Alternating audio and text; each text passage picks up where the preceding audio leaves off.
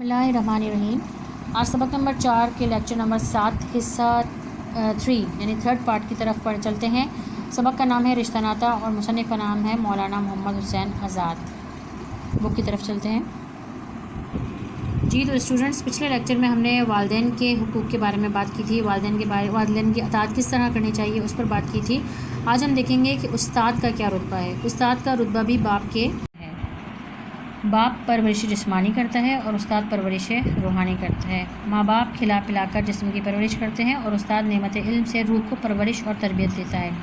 ماں باپ کے علاقے سے 2 سلسلے قرابت کے جاری ہوتے ہیں۔ قرابت کا مطلب ہوتا ہے رشتہ داری کا، یعنی ددیحال اور ننیحال۔ دادا دادی نانا نانی کے باپ میں اتنا کافی ہے کہ جب وہ ماں باپ کے بزرگ ہیں تو تم کو بھی ان کا ادب کرنا واجب ہے، کیونکہ وہ بزرگوں کے بزرگ ہیں، اور چونکہ ان کا رتبہ اور عقل بنسبت ماں باپ کے بھی زیادہ تر پختہ ہے، اس لیے ان کی پیروی اور اطاعت زیادہ تر فائدہ مند ہوگی۔ چچا چچی تمہارے ماں باپ کی جگہ ہیں، کیونکہ جس دادی دادا کی اولاد تمہارا باپ ہے اسی کی اولاد وہ ہیں۔ تمہاری ناموری یا بھلائی سے ان کی بھی ناموری اور نیک نامی ہے، اور تمہاری بدنامی میں ان کی بھی بدنامی۔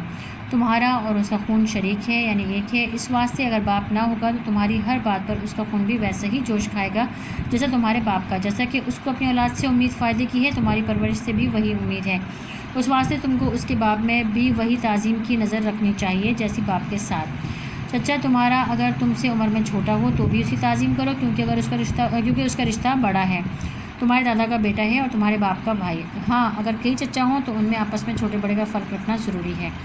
پھپھی اور پھپھا کو بھی ماں باپ کے برابر سمجھنا چاہیے۔ مثل مشہور ہے کہ ماں بیٹے 2 ذات، پھپھی بھتیجے 1 ذات۔ باپ اور پھپھی ایک باپ کی اولاد ہیں، اس لیے ایک ذات ہیں، اور ماں کبھی غیر ذات سے بھی ہوتی ہے۔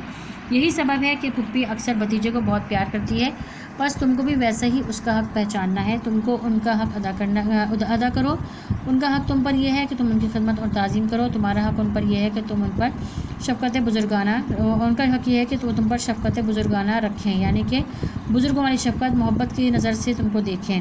اسی طرح ماموں ممانی خالو خالہ سب بزرگ ہیں، برابر کے برابر ہیں، اور ماموں کو دیکھا جاتا ہے کہ اپنے بھانجوں کو خود پرورش کرتے ہیں اور ایسی محبت ان سے کرتے ہیں کہ ماں باپ کو بھول جاتے ہیں، بلکہ جب بچے ضد کرتے ہیں ماں باپ تنگ ہو کر ان پر خفا ہوتے ہیں، لیکن وہ انہیں خفگی اور تنبیہ سے بچاتے ہیں اور سخت ناز ان کے اٹھاتے ہیں۔